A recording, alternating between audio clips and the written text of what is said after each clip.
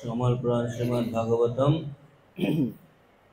তৃতীয় স্কন্ধ 17 অধ্যায়ের 15 নম্বর শ্লোক। দৃষ্টানাংশ্চ মহৎপাতান্ন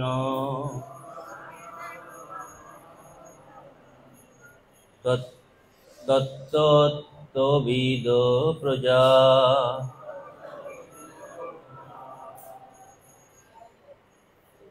ব্রহ্মপুত্রান্তে ভীতা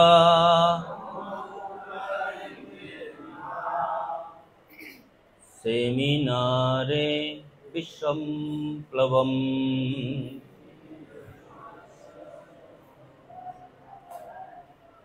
উপরেরটা একটা কম লিখলে মনে হয় সুবিধা হবে নাকি?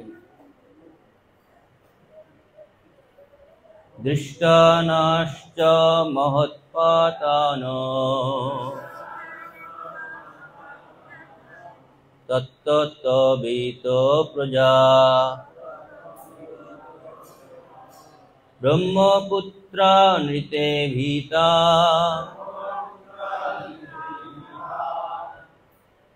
মেনিরে বিশ্ব সম্প্লবন।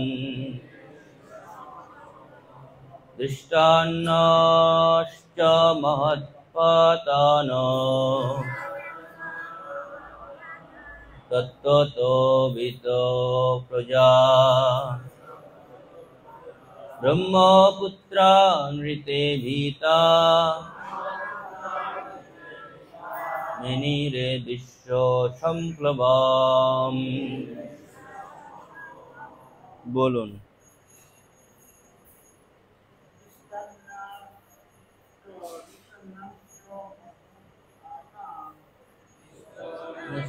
মহৎপাতান তত্ত্ববিদো প্রজা ব্রহ্মপুত্রা নৃতে ভীতা মেনিরে বিশ্ব সম্প্লবম।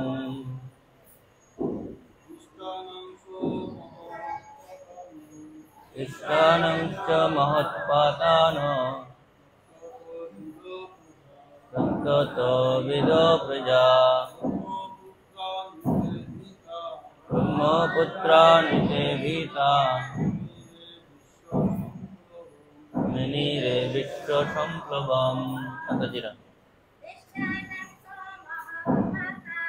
দৃষ্টানাংশ্চ মহৎপাতান তত্ত্ববিদো প্রজা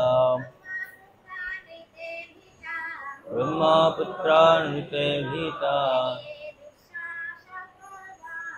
মেনিরে বিশ্ব সম্প্লবম। দৃষ্টানাংশ্চ মহৎপাতান তত্ত্ববিদো প্রজা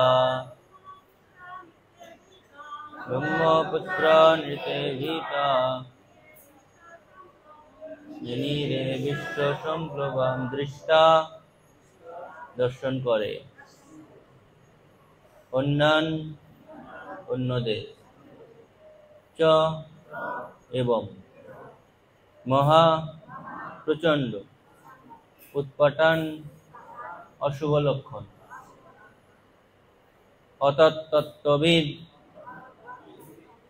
অভিশাপের রহস্য না জেনে, প্রজা জনসাধারণ, ব্রহ্মপুত্রান ব্রহ্মার পুত্রগণ, চার কুমারগণ, ঋতে ব্যতীত, ভীতা ভয়ে ভীত হয়ে, মেনিরে মনে করেছিল, বিশ্ব সম্প্লবন।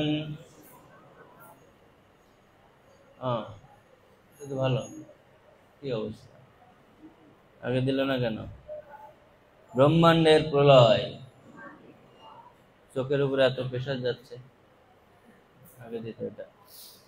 অনুবাদ: এই সমস্ত এবং অন্যান্য অনেকেই অশুভ লক্ষণ দর্শন করে ব্রহ্মার 4 জন ঋষিপুত্র ব্যতীত অন্য সকলে যারা জয় এবং বিজয়ের অধপতিত হয়ে দ্বিতীয় পুত্ররূপে জন্মগ্রহণের রহস্য সম্বন্ধে অবগত ছিলেন না। তারা অত্যন্ত ভয়ে ভীত হয়েছিলেন। তারা মনে করেছিলেন যে জগতের প্রলয় উপস্থিত হয়েছে। তাৎপর্য শ্রীল প্রভুপাদ কৃত, জয় শ্রীল প্রভুপাদ কি।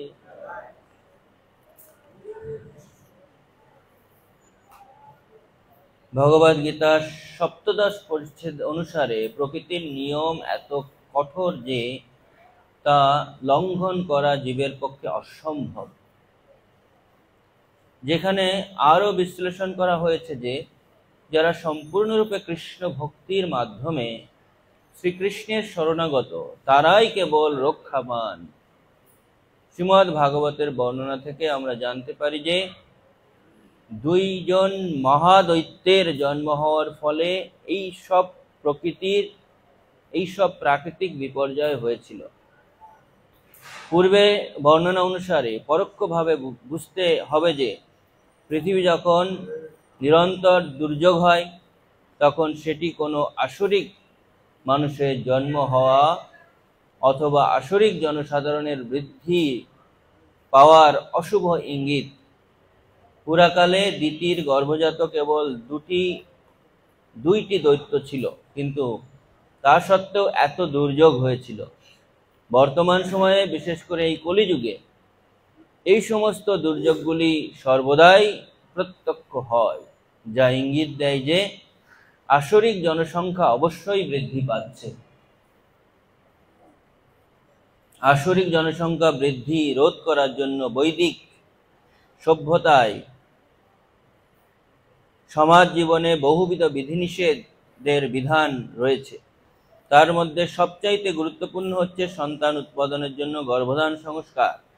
ভগবদ গীতায় অর্জুন শ্রীকৃষ্ণকে বলেছেন যে যদি অবাঞ্ছিত জনসাধারণ বা বর্ণসংকর হয় তাহলে সারা পৃথিবী জুড়ে এক নারকীয় পরিবেশ সৃষ্টি হবে।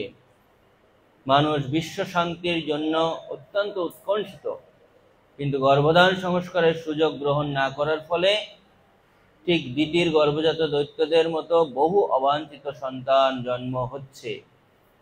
দিতি এতই কামর্ত হয়েছিলেন যে তিনি তার পতিকে এক অশুভ সময়ে মৈথুনে লিপ্ত করতে বাধ্য করেছিলেন এবং তার ফলে উপদ্রব সৃষ্টি করার জন্য 2টি দৈত্যের জন্ম হয়েছিল। সন্তান উৎপাদনের জন্য যৌন জীবনে রত হওয়ার সময় সুসন্তান উৎপাদনের পন্থা অনুশীলন করা উচিত। যদি প্রতিটি পরিবারের প্রতিটি গৃহস্থ বৈদিক ব্যবস্থা অনুসরণ করে তাহলে অসুরদের জন্ম না হয়ে সুসন্তানের জন্ম হবে এবং আপনা থেকেই পৃথিবীর তখন শান্তি আসবে। সামাজিক স্থিতিশীলতা জন্য যদি বিধিনিষেধের অনুশীলন না করা হয় তাহলে আমরা শান্তির প্রত্যাশা করতে পারি না। পক্ষান্তরে তার ফলে প্রকৃতির নিয়মের কঠোর প্রতিক্রিয়া আমাদের ভোগ করতে হবে। এখানেই ভক্তিবেদান্ত তাৎপর্য সমাপ্ত। এই শ্লোকে অনুবাদ। এই সমস্ত এবং অন্যান্য অনেক অশুভ লক্ষণ দর্শন করে ব্রহ্মার 4 জন ঋষিপুত্র ব্যতীত অন্যান্য সকলে যারা জয় এবং বিজয়ের অধপতিত হয়ে দ্বিতীয় পুত্ররূপে জন্মগ্রহণের রহস্য সম্বন্ধে অবগত ছিলেন না, তারা অত্যন্ত ভয়ে ভীত হয়েছিলেন। তারা মনে করেছিলেন যে জগতের প্রলয় উপস্থিত হয়েছে। হরে কৃষ্ণ। আমরা অধ্যয়ন করছি 3য় স্কন্ধের 17 অধ্যায়ের 15 নম্বর শ্লোক। ব্রহ্মাণ্ডের সব দিকে হিরণ্যক্ষের বিজয়। সর্বপ্রথম উপস্থিত ভক্তবৃন্দ, শুভাচার্যচন্দ্র প্রভু সহ সমস্ত ভক্তবৃন্দের কৃপা আশীর্বাদ প্রার্থনা করছি।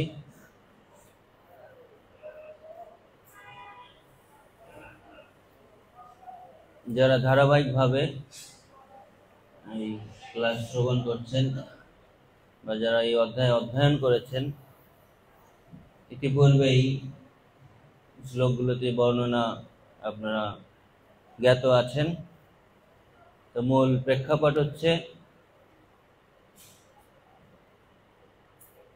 দিতি যখন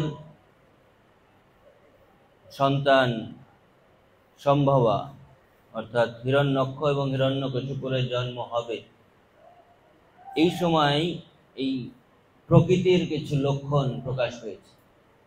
আমরা অনেক সময় বলি এটা শুভ লক্ষণ, এটা অশুভ লক্ষণ। যেমন গতকালকে দেখলাম তাইওয়ানে অনেক বড় ভূমিকম্প হলো।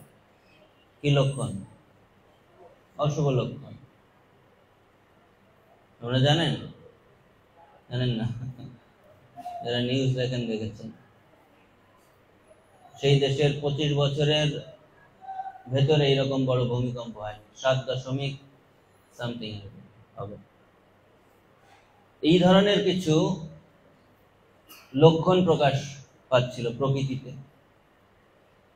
আমরা অনেক সময় বলি শিয়াল ডাকলে অশুভ লক্ষণ।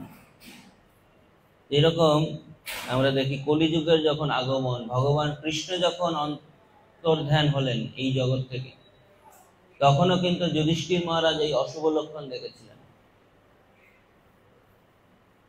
আপনারা যারা ওই অধ্যায় অধ্যয়ন করেছেন, যুধিষ্ঠির মহারাজ দেখছেন কি কি অশুভ লক্ষণ। অর্জুন মহাশয় ফিরে আসার আগ পর্যন্ত জিজ্ঞাসা করছেন কেন এরকম হচ্ছে। এখানেও আমরা দেখছি বিভিন্ন ধরনের অশুভ লক্ষণ।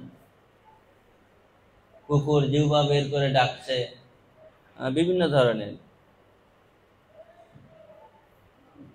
শৃগাল ডাকছে, শিয়াল ডাকে। অনেক বলে গাভী দর্শন করে বেরোলে শুভ। আর বিড়াল, আমরা এক সময় গাড়ি চালিয়ে যাই, বিড়াল যদি ক্রস করে তো গাড়ি দাঁড় করে দেয়, বিড়ালটা অশুভ হয়ে যায়। এখন তো বিড়াল একবারে বাড়ির ভিতরে নিয়ে অনেকে ঘুমিয়ে থাকে।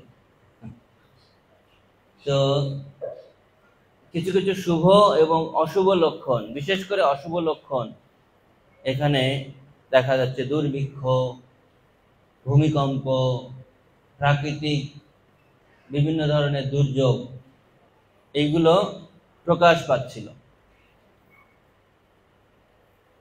যখন প্রভুপাদ বর্ণনা করছেন, যখন আসরিক লোকের প্রভাব বেড়ে যায়, সংখ্যা বেড়ে যায়, তখন এই প্রকৃতিতে এই ধরনের দুর্যোগ দেখা যায়। বর্তমানে কোন যুগে আছি আমরা? কলিযুগ। কলিযুগে সব থেকে কলির প্রভাব বেশি।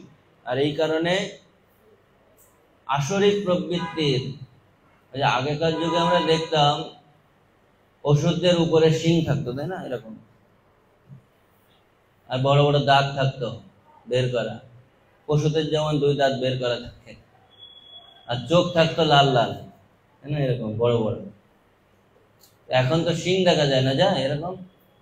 কি, আমি আগে ছোটবেলায় মনে করতাম চোরটা কেমন জিনিস, চোরটা দেখতে কেমন। পরে একদিন চোর ধরেছে, দেখি মানুষের মতো। তো ডাকাতটা কেমন জিনিস, দস্যুটা কেমন জিনিস। ধরা পড়লে ছোটবেলায় তো বুঝতাম না চোর মানে মানুষটা অন্য কোনো প্রজাতি হবে, ডাকাত অন্য কোনো প্রজাতি হবে। তা আমরা আগে দেখতাম অসুররা অন্য প্রজাতির, তাদের অবয়বটাই অন্যরকম ছিল, একবারে মানুষের মতো দেখতে না। রাক্ষস, অসুর, তাদের চেহারা ছবিতেই প্রকাশ পেত, এরা অসুর। কলিযুগে তো চেহারা ছবিতে প্রকাশ পায় না, না? একবারে শর্ট কোট টাই পরা, একবারে সুপার ভদ্রলোক, কিন্তু ভিতরে শিং আছে, দাঁতও আছে। কলিযুগের অসুর। উপরে দেখা যাবে না, উপরে সব ফিটফাট, কিন্তু ভেতরে শিং আছে, দাঁত আছে, আসরিক প্রবৃত্তি আছে। এগুলো বাইরে থেকে দেখা যায় না। তো তৎকালীন সময়ে আমরা অসুর রাক্ষসদের দেখি, যে ধরনের অবয়ব, সেই ধরনের অবয়ব দেখতে পাবেন না। এখন আমরা রামায়ণ মহাভারতে দেখি, ওই ধরনের অবয়ব দেখা যায় অসুরদের ভিতরে, যারা জঙ্গি আছে, সন্ত্রাসী আছে, ডাকাত আছে, খুনি আছে, দেখা যায়? এরকম দেখা যায় না, কিন্তু ভিতরে সেই প্রবৃত্তি আছে, আরো জঘন্য প্রবৃত্তি আছে তার থেকে, যার কারণে পৃথিবীতে এত দুর্যোগ, পৃথিবীকে শোষণ করা হচ্ছে, বিভিন্ন ভাবে শোষিত হচ্ছে। এখন উষ্ণায়ন চলছে, ছোটবেলায় তো এত গরম আমরা পাই নাই, এখন টেম্পারেচার কত বৃদ্ধি পাচ্ছে। উষ্ণায়ন এখন পৃথিবীর অনেক বড় একটা সমস্যা, আর এর কারণও কিন্তু আমরা, প্রকৃতি এটা তৈরি করছে না। কি কারণে হচ্ছে সেটাও আমরা তৈরি করছি। আমরা একটা প্রবলেম সলভ করতে গিয়ে 10টা প্রবলেমের হাজির হয়। আমরা এখন একটু জীবনযাপন আরামায়েশ করতে চাই, গাড়িতে ডিজেল, পেট্রোল, মেশিন বিভিন্ন কিছু ব্যবহার করছে, আর উষ্ণায়ন হয়ে যাচ্ছে। একটা প্রবলেম সব 10টা প্রবলেম বেড়ে যাবে। এটা হচ্ছে প্রকৃতির বিরুদ্ধ আচরণ। এটা করলে তখন প্রকৃতি সাময়িকভাবে আমাদের সুখ দিবে, কিন্তু লং রানে আমাদের অনেক অনেক বড় বিপর্যয়ের শিকার হতে হবে। সেটা এখন দেখা যাচ্ছে বিভিন্ন ধরনের। আগে ভূমিকম্প আতঙ্কে এত মানুষ আতঙ্কিত হতো না, কিন্তু বর্তমানে ভূমিকম্প আতঙ্ক প্রচন্ড। ভূমিকম্পর পর সুনামি। কেন হচ্ছে এগুলো? এত ভূমিকম্প, এত সুনামি, এত ধরনের আবহাওয়া, বিরূপ আবহাওয়া।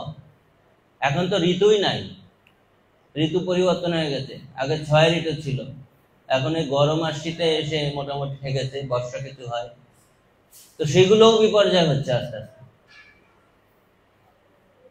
এখন চৈত্র মাস কিন্তু অনেক বৃষ্টি হচ্ছে, সাধারণত এত চৈত্র মাসে বৃষ্টি হয় না। তো প্রকৃতি বিরূপ প্রতিক্রিয়া ব্যক্ত করছে। তার কারণ প্রভুপাদ বলছেন, যখন আসরিক জনসংখ্যা বৃদ্ধি পাবে, প্রকৃতি তার বিরুদ্ধে আচরণ করবে। আমরা প্রকৃতিকে শোষণ করব, আর প্রকৃতি তার মতো কাজ করবে। অনেক প্রাণী হত্যা হলে আমরা মনে করছি আমরা প্রাণী হত্যা করে ভারসাম্য রক্ষা করব, কিন্তু ভারসাম্য রক্ষা করার জন্য আমাদেরকে প্রাণী হত্যা করে রক্ষা করার দরকার নেই। প্রকৃতিতে এমনিতেই নিয়ম দেওয়া আছে কিভাবে এই ভারসাম্য রক্ষা হবে। কেউ কোনোদিন শকুন খায়? শকুন ধ্বংস হলো কিভাবে? শকুন কমে যাচ্ছে কিভাবে? প্রকৃতির ভারসাম্য প্রকৃতিই রক্ষা করে, আমাদেরকে রক্ষা করার প্রয়োজন নেই। এক প্রাণী আর এক প্রাণীর খাবার হিসাবেই প্রকৃতি ভারসাম্য রক্ষা করছে। এই কারণে আমরা যেহেতু নিজের হাতে প্রকৃতিকে শোষণ করছি, তার কারণে প্রকৃতি বিরূপ আচরণ করছে, আমরা সচক্ষে দেখতে পাচ্ছি এখন সেগুলো। সেই জন্য প্রকৃতি বান্ধব হওয়া দরকার কিছু কিছু ক্ষেত্রে, যতটা সম্ভব। এমনকি এই যে প্লাস্টিকের ব্যবহার, সেটাও প্রকৃতি বান্ধব না। আমরা যে ওয়ান টাইম ব্যবহার করি, আমাদের মন্দিরে তো নিষেধ এখন, কিন্তু অনেক জায়গায় করছে, তো সেগুলো প্রকৃতির সাথে মিশে না।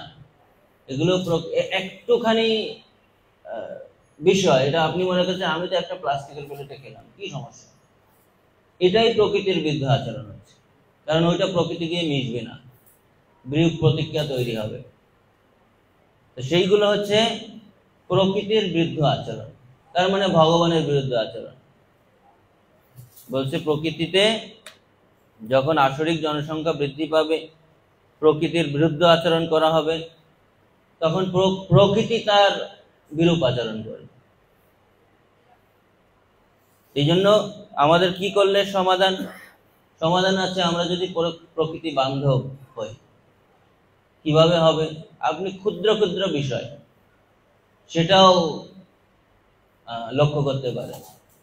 একটা প্লাস্টিক আপনি ব্যবহার করে ফেলে দিচ্ছেন যে কোনো জায়গায়, এটাও প্রকৃতির বিরুদ্ধে আচরণ হয়ে যাচ্ছে। আমাদের দেশে তো কোনো নিয়মই নাই, আপনি যান উন্নত বিশ্বে, ইউরোপ, আমেরিকা, সিঙ্গাপুর, বিভিন্ন জায়গায়, মিডল ইস্ট, আপনি থুতু ফেললে আপনাকে ফাইন করবে, থুতু ফেললে ফাইন করবে আপনাকে, বাকিটা তো দূরের কথা, নোংরা ফেলা তো দূরের কথা। আর ফাইনটা আপনাকে গিয়ে দিয়ে আসতে হবে না, আপনাকে অলরেডি চিহ্নিত করে ফেলবে এবং ব্যাংক থেকে টাকা কেটে নিয়ে যাবে, আপনার অত কষ্ট করার দরকার নেই। এই জন্য প্রকৃতি বান্ধব যে বিষয়গুলো, মানুষ আলটিমেটলি ওই পর্যায়ে যাচ্ছে। আমি এখন দেখি বিভিন্ন দোকানে গিয়ে অর্গানিক ফুড না, আমরা প্রথম দিকে এত রাসায়নিক সার দিয়ে বিভিন্ন ধরনের খাদ্য দ্রব্য উৎপাদন করার জন্য এত আগ্রহী ছিলাম, অনেক প্রকার ধান চলে আসছে, ইরি ধান থেকে শুরু করে অনেক প্রকার কি বলে হাইব্রিড সবজি চলে আসছে, বেশি ফলন হচ্ছে। ফলন হলে কি হবে, আগেকার দিনে আর পেয়ারা খেয়েছেন, দেশি পেয়ারা, আর এখনকার পেয়ারা খেয়ে দেখেছেন, জলবৎ তরলং, জলের মতো লাগে আমার কাছে। আমরা ছোটবেলায় গাছে উঠে পেয়ারা খেতাম, আর এখন পেয়ারা খাই জলের মতো, অন্য কোনো টেস্ট নাই ওখানে। তো ওই হচ্ছে আমরা মানে অনেক উন্নত হয়েছি, সবকিছুর স্বাদ জলের মতো নিয়ে এসেছি, কোনো কিছুর স্বাদ কোনো কিছুর দ্রব্যে নাই। এখন তো ওই যে বলে ধনে পাতায় ধনে পাতারও গন্ধ নাই, এই জন্য কোনোটার স্বাদ সেই শাকসবজিতে নাই, এখন স্বাদ চেঞ্জ হয়ে গেছে, মনে হচ্ছে জল খাচ্ছি। আর অন্ন খাওয়ার সময় তো মনে হয় যে কি খাচ্ছি, যে ছাবা ছাবা, নো টেস্ট। এটা হচ্ছে আমাদের ইনভেনশন, প্রকৃতি আমাদের একভাবে দিয়েছে সুন্দরভাবে। আগে আউশ ধান হতো, আমন ধান হতো, বালাম চাল, তার একটা মানে শুধু লবণ দিয়ে খাওয়া হয়ে যেত। আর এখন কত কিছু দিয়েও টেস্ট পাই না, মনে হয় যে কি একটা পানসা জিনিস খাচ্ছি, কোনো ফিলিংস নাই, খেতে হয় তাই খাচ্ছি। এই হচ্ছে আমাদের কি সৃষ্টি, ভগবানের সৃষ্টিকে আমরা ঠিকভাবে ব্যবহার করতে পারি না, নিজেরা তৈরি করে আরামায়েশ করতে চাই। তার ফল হয়েছে এখন আবার ক্ষীণে পূর্ণ মত্তলকং বিসন্তি হচ্ছে, পুনমসিক ভাব হচ্ছে। কেন? কারণ এখন আবার অর্গানিক ফুড তৈরি করা হচ্ছে, এবং সেই ফুডের দাম 3 গুণ। আপনি নর্মাল শাকসবজি কিনবেন, যা দাম হবে, অর্গানিক ফুড যাবেন, বিদেশে শুরু হয়ে গেছে, ইভেন ভারতবর্ষেও শুরু হয়েছে, গোবরের সার দিয়ে তৈরি করবে, ওইটার দাম 3 গুণ। আর ইউরিয়া সার দিয়ে কিনবেন, ওটার বেশি মূল্য নাই। আমরা তো ওইটাই অভ্যস্ত। এইভাবে সবকিছুকে প্রকৃতির বিরুদ্ধে আচরণ করা হচ্ছে, যার কারণে প্রকৃতি তার রূপ দেখাচ্ছে। ঠিক আছে, আমিও দেখে নেব। এই জন্য প্রকৃতি বান্ধব হওয়া আমাদের খুব গুরুত্বপূর্ণ। বাধ্য হয়ে আমরা হচ্ছে এখন গোবরের সার দিয়ে, তারপরে বিভিন্ন ধরনের ন্যাচারাল যে সার, সেটা দিয়ে এখন শাকসবজি চাষ হচ্ছে, যে শাকসবজিটা আবার খুব টেস্টি। এই জন্য যত আর্টিফিশিয়াল ভাবে এগুলো করা হোক, সেটাই আমাদের তৃপ্তি হচ্ছে না, আবার ফিরে আমরা সেই আগের পন্থায় চলে যাচ্ছি। খামার হচ্ছে, বিভিন্ন ধরনের চাষাবাদ হচ্ছে অর্গানিক পদ্ধতিতে। যাবেন, প্যাকেটের গায়ে লেখা আছে অর্গানিক ডাল, মানে মুগ ডাল। আমি ইন্ডিয়াতে দেখলাম, মায়াপুরে আছে, সব অর্গানিক লেখা। জানি না কি দিয়ে তৈরি হচ্ছে, কিন্তু লেখা তো আছে, তার মানে এটা চাহিদা আছে। এইভাবে আমরা যদি প্রকৃতির বিরুদ্ধে আচরণ করি, প্রকৃতি তার বিরুদ্ধে আচরণ করছে। একবার 2 বন্ধু, ভগবানের প্রকৃতি, ভগবান প্রকৃতির একটা নিয়ম দিয়েছে। প্রভুপাদ বলছেন যে এই ভগবদ গীতার 7ম অধ্যায়ের দৃষ্টান্ত উল্লেখ করে যে প্রকৃতির নিয়ম অত্যন্ত কঠোর। ভগবান একটা নিয়ম দিয়েছেন, সেই নিয়মের যখন বিরুদ্ধ আচরণ করব, তখন ভগবানের আইনে শাস্তি হবে। আর যখন তার সপক্ষে আমরা চলবো, আইনের পরিপন্থী না করে, তখন আমরা পুরস্কৃত হব। একবার 2 বন্ধু তারা খেলা করতে করতে হঠাৎ দেখে একটা দেওয়ালে একজন একটা পোস্টার লাগাই চলে গেল, আর বাড়ির মালিক বেরিয়ে এসে লাগিয়ে চলে যাওয়ার সময় ওরে গালাগাল দিচ্ছে, এই পোস্টার লাগালি কেন, মানে যত ধরনের আছে গালাগাল দিয়ে ওকে গোষ্ঠী উদ্ধার করে দিয়েছে। দুই বন্ধু দূর থেকে দেখলো, গালাগালিও শুনলো। এক বন্ধু বলছে, বন্ধু তুই যদি ওখানে কোনো কিছু লিখতে পারিস বা পোস্টার লাগাতে পারিস তাহলে তোকেও আমি কিন্তু 500 টাকা দেবো। দুই বন্ধু বাজি ধরছে, আমরা বেড ধরতাম না, বেড, 500 টাকা, ঠিক আছে লাগাবো। ও কি করেছে, ও একটা রং তুলে নিয়ে গেছে, লাগাবে, লিখবে, লিখলে তো ওই মালিক এসে ওরা উত্তম মাধ্যম দিবে একবার ধরতে পারলে। তো কাছে কাছে গিয়েছে, আর এই বন্ধু ভয়ে আরো দূরে চলে গেছে, ওরা তো ধরবে, আমাকে তো ধরে ফেলে। তো দূরে গিয়ে আর এই বন্ধু গিয়ে ওখানে সুন্দর করে কিছুটা লিখেছে। মালিক বেরিয়ে এসছে, মালিক বেরিয়ে এসে ওখানে যেটা লিখছে ওটা পড়লো, কি ব্যাপার, পরে ওই ছেলেটাকে ডাক দিল, ডাক দিয়ে ওর হাতটা ধরে ভিতরে নিয়ে গেছে। এই বন্ধু মনে করছে এইবার ভিতরে গিয়ে হবে, বাইরে আদর করে নিয়ে গেল, ভিতরে গিয়ে মনে দিবে এইবার। ভিতরে গিয়ে ওকে খাওয়া দাওয়া দিয়েছে। ভাই তুমি অনেক উপকার করছো। কি আমি কি উপকার করলাম? না না তুমি খাওয়া দাওয়া করো, আর তোমাকে একটা পুরস্কার দেয়, 500 টাকা পুরস্কার দিয়েছে, আর লাড্ডু দিয়েছে, লাড্ডু খেতে খেতে বেরিয়ে আসছে। আর ওই মালিক ওকে নিয়ে সুন্দর করে বেরি করে দিয়ে যাচ্ছে। ওই দূর থেকে বন্ধু দেখে তো অবাক, ব্যাপারটা কি হলো, মারে না, আরো লাড্ডু খেতে খেতে আসছে, হাতে 500 টাকা। আমার 500 টাকা তো গেল, ওর হাতে 500 টাকা, ব্যাপারটা কি? ও লাড্ডু খেতে খেতে বন্ধুর কাছে এসছে, কি ব্যাপার বন্ধু, বললাম না আমি লিখে আসবো, কি করলি রে বলতো? চল সামনে এগিয়ে যায়। এগিয়ে গিয়ে দেখে ওখানে লিখছে দেওয়ালের লিখন নিষেধ, এটা লিখে দিয়েছে। কার পক্ষে কাজ করেছে? কার পক্ষে? মালিক কেন ওকে লাড্ডু খাওয়াচ্ছে, ওকে আদর করে নিয়ে যাচ্ছে, কার পক্ষে কাজ করলো? মালিকের পক্ষে। মালিক ভাবছে আমার তো এত সুন্দর আইডিয়া ছিল না, আমি খালি চিল্লাপাল্লা করতাম, যে দেওয়ালে লাগিয়ে যেত ওর গালাগালি দিতাম, আমার তো গালাগালি দেওয়া লাগবে না, সুন্দর করে লিখেছে যে দেওয়ালে লিখন নিষেধ। এটা হচ্ছে ভগবানের আইনের বা মালিকের সপক্ষে কাজ করা। ঠিক যেমন মালিকের বিপক্ষে কাজ করে গালাগাল খেয়েছে, আর মালিকের সপক্ষে কাজ করে পুরস্কৃত হয়েছে। তা আমরা যখন ভগবানের এই প্রকৃতির আইনের সপক্ষে কাজ করব তখন কি হবে? পুরস্কৃত হব। আর যখন বিপক্ষে তখন প্রকৃতি বিরূপ প্রতিক্রিয়া দেখাবে।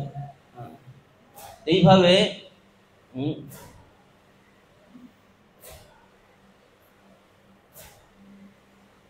তখন মাত্র 2 জন দৈত্য আবির্ভূত হলো, জন্ম হলো, তাতেই প্রকৃতির এই অবস্থা। প্রভুপাদ বলছেন কলি যুগে অনেক অনেক অসুরের সংখ্যা বৃদ্ধি পাচ্ছে, যার জন্যে প্রকৃতি এরকম বিরূপ প্রতিক্রিয়া দেখা দিচ্ছে। এই যে মহামারী হয়ে গেল, কেন হলো? এটাও প্রকৃতির বিরূপ আচরণ। এই জন্য প্রভুপাদ যে একটা সঙ্গ দান করেছেন, সেই সঙ্গের মাধ্যমেও আমরা দেখছি প্রভুপাদ বলছেন যে যদি আমরা ভগবান কৃষ্ণই আমাকে একমাত্র রক্ষা করতে পারে, ভগবান কৃষ্ণ এবং তার ভক্তরা। অনেক অনেক আসরিক ব্যক্তি, আসরিক গুণাবলী সম্পন্ন ব্যক্তিও এই সুন্দর একটা সঙ্গের প্রভাবে তাদের পরিবর্তন হয়ে গেছে। যদি আসরিক জনসংখ্যা বৃদ্ধি পাচ্ছে, প্রভুপাদ বলছেন গর্ভদান সংস্কার থেকে শুরু করে যদি আমরা সংস্কারগুলো সমাজে প্রচলন করি তাহলে আস্তে আস্তে সংখ্যা কমতে থাকবে। সাথে সাথে আমরা দেখছি ইসকনের বিভিন্ন সঙ্গের মাধ্যমে, সাধু সঙ্গের মাধ্যমে আসরিক প্রবৃত্তির পরিবর্তন হচ্ছে।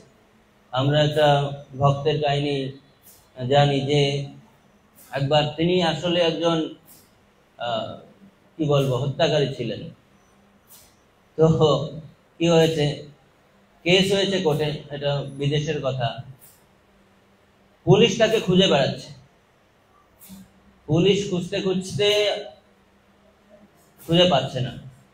একবার তাকে ট্র্যাক করেছে যে এখানে আছে, পুলিশ চারিদিক দিয়ে ঘেরাও করে ফেলছে, ওখান দিয়ে যাচ্ছিল আমাদের একটা হরে কৃষ্ণ নগর কীর্তন দল। সানডেতে নগর কীর্তন হয় বড় করে। তো ওখানে প্রায় 50, 60, 100 জন লোক নগর কীর্তন করতে করতে যাচ্ছে। ওই ব্যক্তি উপায়ন্ত না পেয়ে ও ভাবছে কি করা যায়, কোনো না কোনো ভাবে ওই কীর্তনের ভিতরে ঢুকে গেছে। ও গিয়ে নাচানাচি শুরু করছে। ভক্তরা যেভাবে কীর্তন করে নাচে, তো বুঝছে না কি গায়। তো আমরা তো জানি কিছুক্ষণ যা গাচ্ছি আমরা ওই একটাই গাচ্ছি না, কি গাই, হরে কৃষ্ণই গাচ্ছি, ওই একটা কীর্তনই গায়।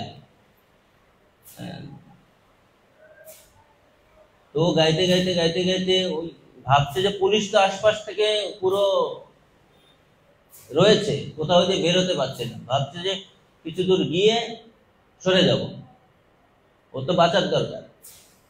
কিন্তু পুলিশ ও গাড়ি নিয়ে সরছে না, কোনো না কোনো ভাবে আস্তে আস্তে কীর্তন করতে করতে কীর্তনিয়া দল নিয়ে মন্দিরে ঢুকে গেছে।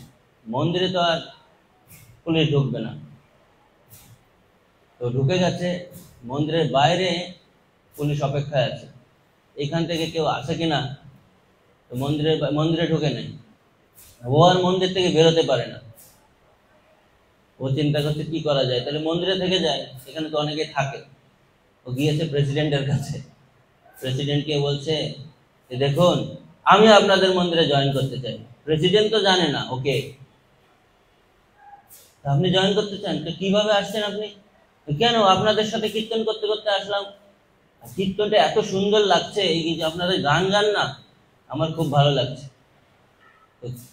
প্রেসিডেন্ট মনে করছে আজকে কীর্তনটা কে গাচ্ছিল, এত ভালো কীর্তন করলো, কীর্তন শুনেই আজকে মন্দিরে জয়েন করলো একদিনেই, তো অবাক করা ব্যাপার। তো ঠিক আছে, তোমাকে মন্দিরে রাখবো, তবু আগে আগে আগে দেখি আমাদের কীর্তন পার্টিতে কীর্তন কে করছে।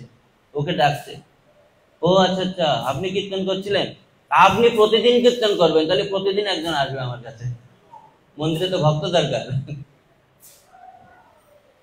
তো ও মনে করছে আমি কীর্তন এত ভালো করি, আমার কীর্তন শুনে সব যোগদান করছে। আসলে যে ভিতরে কি ঘটনা তা তো আর জানি না। তো বলছে ঠিক আছে থাকেন তাহলে। তো সকালে কি প্রোগ্রাম? সকালে আবার কীর্তনে যাব, কিন্তু তার আগে আরো প্রোগ্রাম আছে। কি, কয়টায়? বলছে না 3টায় উঠতে হবে। 3টায় উঠতে হবে? ও তো কোনো উপায় নেই, ওখানে থাকতে হলে এটা নিয়ম মানতে হবে। তা আপনি ঘুমিয়ে যান, 3টায় ডেকে দেবো, চান করে আমাদের অনেক কাজ আছে। ওকে মালা দিয়েছে, ও তো বোঝে না কিছু, রাত্রে ঘুমিয়েছে। 3টায় ডাক দিয়েছে, ডাক দিলে ঘুম কি ভাঙে? শুয়ে আছে। স্নান করে এসে আবার ডেকেছে, ঘুম ভাঙে না, জোর করে উঠেছে, জল ঢেলে দিয়েছে। ওঠানোর পরে স্নান টান করে কি করতে হবে, ধুতি পরে গেছে মন্দিরে। মন্দিরে গিয়ে সবাই দেখে জপ করছে, জপ করছে, কি মন্ত্র তো মুখস্থ হয়ে গেছে এখন, হরে কৃষ্ণ। জপ করতে করতে করতে করতে শঙ্খ দিয়েছে, বলছে এখন উঠে দাঁড়ান, শঙ্খ দিয়েছে। একজন গাইড করছে, শঙ্খ দিয়েছে। সংসার দাবানল গাচ্ছে, আর ও তো ঘুম চলে আসে, কীর্তন কি গাবে, বলছে কখন শেষ হবে এই চিন্তায় আছে। একজন পাশ থেকে বলছে ঘুমান না, কীর্তন করেন। নৃসিংহদেবের প্রেয়ার শুরু হয়েছে, নৃসিংহদেব কীর্তন করতে করতে ও ঘুমিয়ে যাচ্ছে। বলছে যে আপনি নৃসিংহদেবের কীর্তনে যদি ঘুমান, তার নৃসিংহদেব ওই সামনের লোকটা রাখছে না, ওই রকম ধরবে কিন্তু আপনাকে। ও তো ভয় পেয়ে গেছে, আরে বাবরে বাপ, ওই একজন এরকম কীর্তন করে নাই, নৃসিংহদেব ধরে নিয়ে এরকম দিছে ভগবানের নাম না করলে। ও তো বুঝছে ও সত্যি সত্যি ধরে নিয়ে যাবে, ও কীর্তন করা শুরু করছে। বলছে মানে এই কীর্তনের পরে মনে হয় গিয়ে তো ঘুমাতে পারবো। কীর্তন টীর্তন শেষ, তুলসী আরতি শেষ, বলছে এইবার যা, তো এইবার যেতে পারি? বলছে না না না, এখন জব করতে হবে। বলছে কোন ফাঁদে পড়লাম এটা আবার, বাইরে ছিলাম ভালো করছিলাম, এই কোন ফাঁদে পড়লাম। তো কোনো না কোনো ভাবে জবটা করছে, গিয়ে গেছে ঘুমিয়ে। কিছুক্ষণ পর আবার ডাকে, ভাগবত ক্লাস, ক্লাসে আসছে। প্রসাদ পরে, প্রসাদের সময় একটু আনন্দ হয়ে যায়, এত সুন্দর প্রসাদ পেলাম, জয় জগন্নাথ বলদেব সুভদ্রা মহারানী কি, রাধা গোবিন্দ কি। তো এখন বলছে প্রসাদে যাও, প্রসাদ পেয়ে একটু আনন্দ পেয়েছে। এইভাবে 6 মাস কেটে গেল, ও কিন্তু কাউকে বলে নাই, প্রতিদিন কীর্তনে যায়। এখন তো মাথা মুন্ডন করে চেনার উপায় নাই না, এখন তো পুরো সাধু হয়ে গেছে। কি জন্য যে সাধু হয়েছে কেউ এখনো জানে না। 6 মাস পরে এত ভাগবত কথা, গীতার কথা, সাধু সঙ্গ করতে করতে, জপ করতে করতে কিছু তো পরিবর্তন হয়। ওর মনে একটা গিল্টি ফিল হচ্ছে, ভাবছে আমি এদের কাছে আছি, একবার এদেরকে ধোকা দিয়ে আছি, ঠিক না। ওই গীতা ভাগবত হরিনাম করলে যে পরিবর্তন হয় সাধু সঙ্গের মাধ্যমে অনুভব করছে। করতে করতে ও ভাবছে আমাকে বলে দেওয়া উচিত আমি কে, সত্যি সত্যি আমি কে। ও সিদ্ধান্ত নিয়ে প্রেসিডেন্টের কাছে গেছে, গিয়ে বলছে দেখুন আপনারা যা মনে করছেন, আপনি যা মনে করছেন আমি, সেটা আমি না। আমি আসলে একজন হত্যাকারী, খুনি। আপনাদের এখানে আশ্রয় নিয়ে আছি বাঁচার জন্য, কিন্তু আপনাদের এই ফিলোসফি, এই যে সঙ্গ, ভালোবাসা পেয়ে আমি আপনাদের ধোকা দিতে পারছি। বলে দিলাম এখন আমার কি করা উচিত আমি তাই বলুন। আমি এখন কি করব? আমার আপনাদের এই প্রসাদ, আপনাদের যে পন্থা আমার ভালো লাগে, আমার করতে আনন্দ লাগে, কিন্তু এখন আমি কি করব? আমি তো আসলে আপনারা যা ভাবছেন সে নই। উনি বললেন তুমি পুলিশের কাছে আত্মসমর্পণ করো, বাকিটা কি আছে আমরা দেখব। সত্যি সত্যি উনি পুলিশের কাছে আত্মসমর্পণ করলো, গিয়ে বললো আমি সেই এই ব্যক্তি। এখন তার চাল চলন, আচার ব্যবহার পুরো পরিবর্তন। তখন আসামি উঠালো কোর্টে, কোর্টে উঠালেই শাস্তি দিয়ে দিল যাবজ্জীবন। তখন প্রভুকে বললো কি করব? জেলে যাও, প্রচার করো, ওখানে হরে কৃষ্ণ করো, আর যারা আছে ওখানেই প্রচার করো। এবং উনি গিয়ে ওই জেলের ভিতরে ভালোই প্রচার করা শুরু করলেন, এবং তার সঙ্গ পেয়ে ওরাও পরিবর্তন হয়ে যাচ্ছে। এখন জেলের যে জেলার আছে ও তো দেখলো আরে এরা তো খুব ভালো লোক, এরা কেন এখানে আছে, ওটা ভালো রিপোর্ট করলো তার হায়ার অথরিটিকে এর সম্বন্ধে, যে শাস্তি দেওয়া হয়েছে কিন্তু এ অনেক ভালো আচরণ করছে, পরে অন্যদেরকে আরো ভালো করছে, এমন সুন্দর শিক্ষা দিচ্ছে। এই যে ভালো একটা রেপুটেশন হলো, এদিক দিয়ে আমাদের এই প্রভুর হায়ার অথরিটির মাধ্যমে পরবর্তী কয়েক বছরের ভিতরে সে জেল থেকে ছাড়া পেয়ে আবার মন্দিরে জয়েন করে।